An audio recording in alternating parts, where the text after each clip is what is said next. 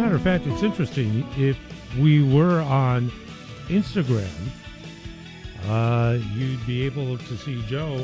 This is The Cure, one of your favorite groups as a music man. Probably dug their stuff. I love them, but I'm more of a Beatles guy, actually. Maybe I'm a little older than people think. No, that's all right. Favorite Beatles song? If all you could do is have one. Martha, my dear. Oh, no kidding. Yeah, it's unknown kind of, but yeah. Oh, man, I love it. Have you ever seen one of the Beatles shows in Vegas? I saw Paul McCartney actually play in Minnesota once upon a time, long ago. Yeah. My goodness. Love music. We should do a whole show just on that. Yeah. At some point in time. Brother Joe, tell us all about Grassroots Institute. Well, Grassroot is a watchdog. We watch the government and we try to make sure they're doing the right thing and hold them accountable. And we also try to advocate for solutions for Hawaii's economy to allow more flourishing and prosperity and so on. Yeah. It's manifested in several ways, but if folks want to come and see you directly, where do we go? So you can go to grassrootinstitute.org. Or if you've got Instagram, just scroll through your feed. You'll probably see me somehow, Grassroot Hawaii there. Mm-hmm. And we've got a lot of funny, serious, educational videos where we try to make policy interesting, actually, which is hard to do. But yeah, check us out on YouTube, too, Grassroot Institute. I think I first saw you, whether TikTok, YouTube, doing exactly that. I think it was about the comparison of cost of living. Yeah, actually, I first got my start in this.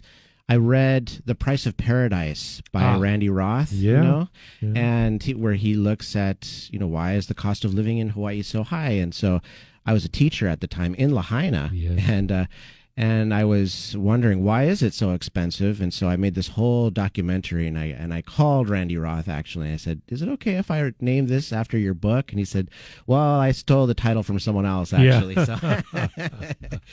So that's how I got my start in video policy, I guess. Right. Glad you did, and glad we're here. Yeah. Let's start with Lahaina. There are a myriad of different directions to go. Mm-hmm. One that stands out has to do about property. Mm-hmm. There was a Maui County Council meeting yesterday, very emotional, very profound, but also with statements previous by the governor and now statements today. Can you walk us through? Yeah, it was a little concerning right after the Lahaina fire. We saw all of the cameras pointed at Governor Green, and of course he's making off-the-cuff comments about what should happen, and he's trying to quell fears. And among the things he said was something like we should ban or put a moratorium on all property sales in Lahaina, and for the purpose of preventing scammers from swooping in and taking those properties. And so I think his comments were well-meaning, but the off-the-cuff nature of them made it seem like he was saying, we're going to trample on your property rights.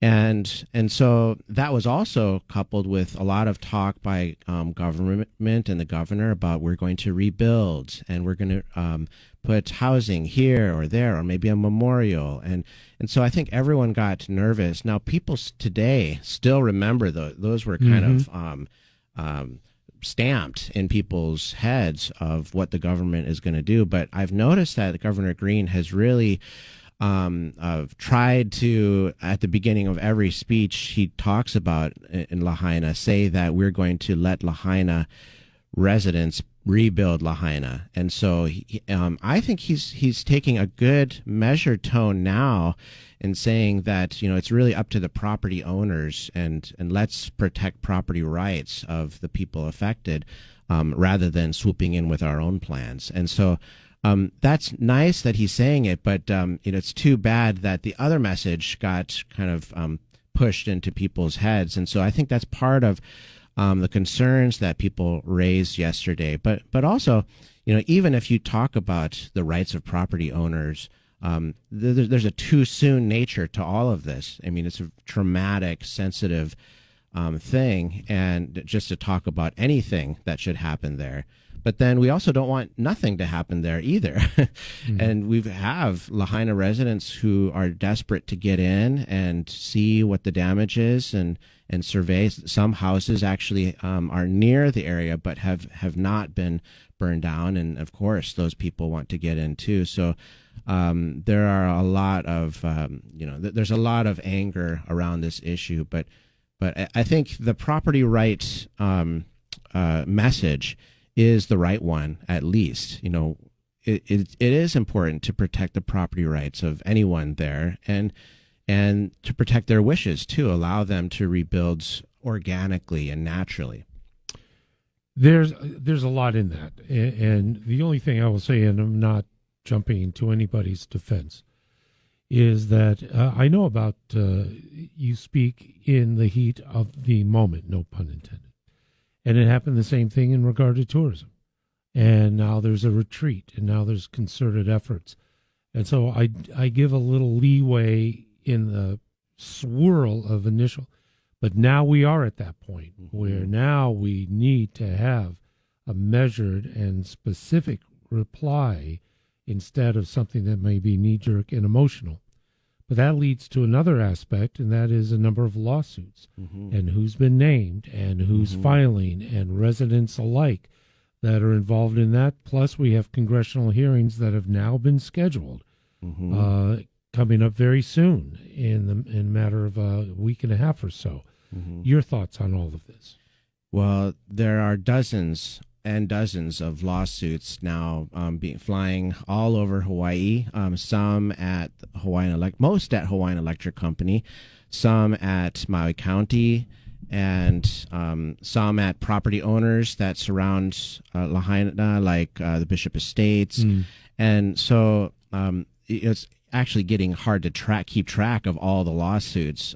But generally, what the lawsuits are saying are they're criticizing or accusing Maui County of allegedly not managing their electric lines around the wildfire area as well as they could. Others are saying that they knew about the dangers in advance, and they actually had plans and warnings from the community. I think in 2018 there was a wildfire, and then a couple of years later there was another wildfire. I mean, I watched a community hearing where Lahaina residents were upset, I think in 2021 or so, that 20 homes were burned down, and the community residents were saying, why didn't they sound the sirens? And it sounded really similar to what we see today. And the officials and the electric company were on stage, giving kind of pat answers, and we'll look into this and so on. But it is true that this wasn't a unpredictable event. People have been predicting this for years.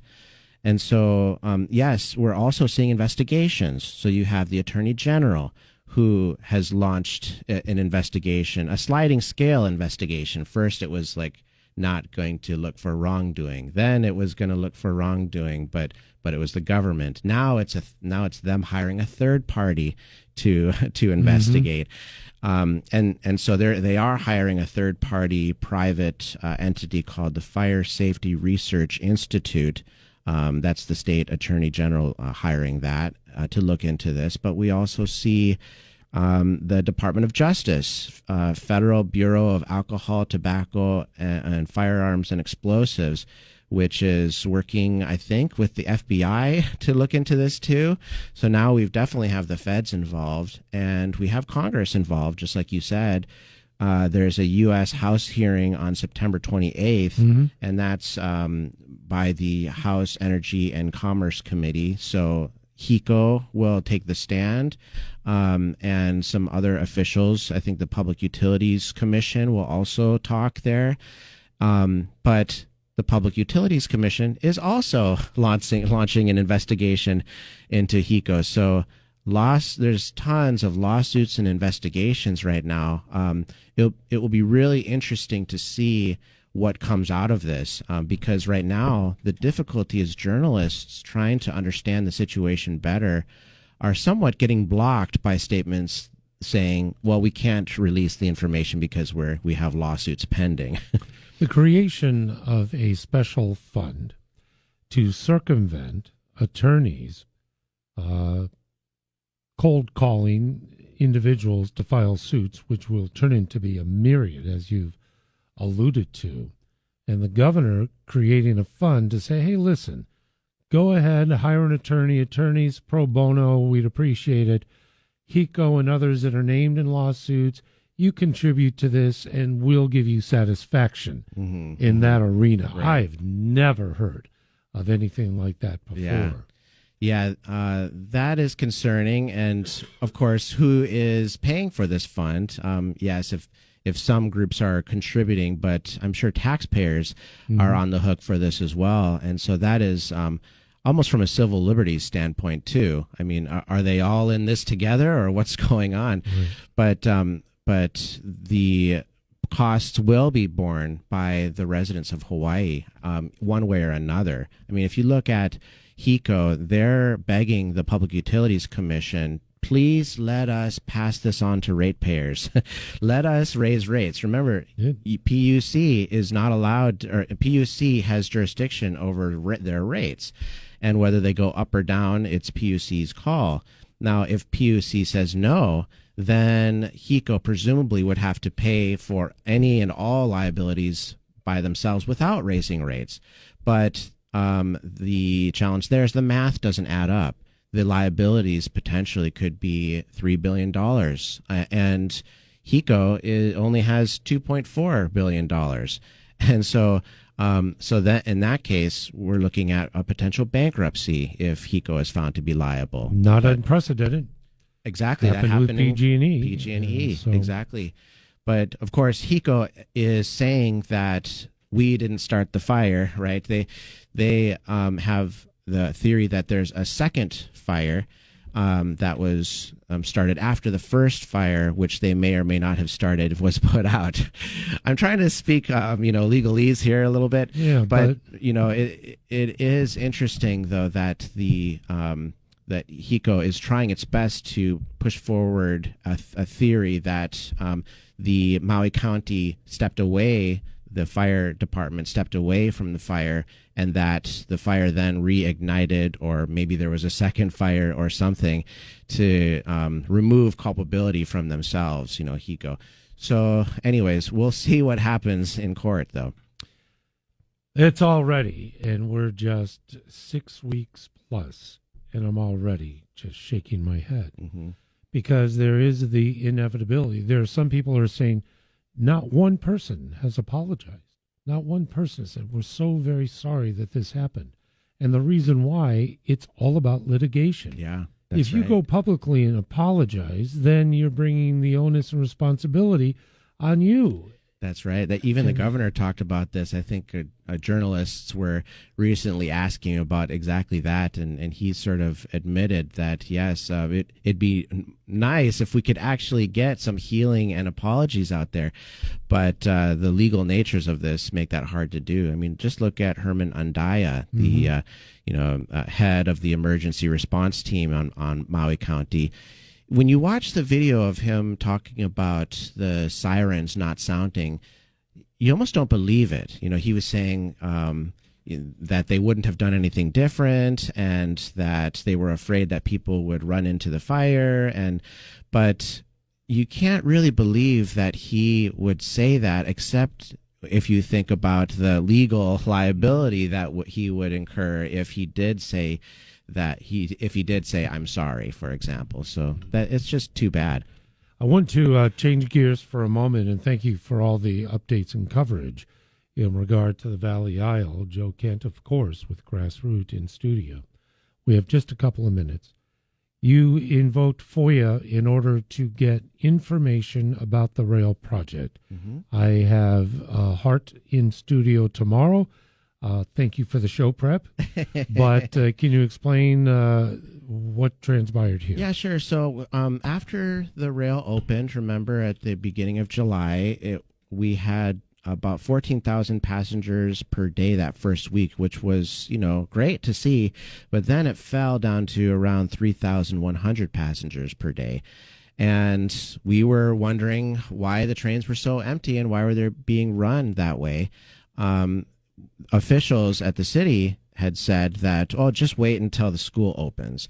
And so, we waited and we looked and we asked, okay, what are the numbers now that schools have opened on August 7th and August 21st? The numbers actually went down. Ridership now is around 3,000 per day, down from 3,100. So it's down slightly. And that's after a new program where high school students can apply for a free holo card. Remember, this was kind of like, we'll get students to ride the rail, right? So I guess I have to ride the rail for myself again a few times to see if any younger people are on there. But I'm wondering, what is next for the rail? Is it going to? Are we assuming that it's going to be run empty this long? And if you remember, that's a huge cost per person and per ride. It's over $50 per ticket, I think. Actually, we even went up higher than that. Yeah. And so, why are we running these trains for so long at such an expensive way? If we're trying to save costs, wouldn't it be better to save the money and put it towards the rest of the construction? So, just a question. Well, and there's a lot behind that question. Yeah, I'm sure. And as there should be. Yeah, and those questions need to be asked. Once again, Joe Kent, Grassroots Institute of Hawaii, website where we can connect. grassrootinstitute.org. There we go. That was it. Thank you so very much for today and Thanks every so time much. we visit. Great. Thank you.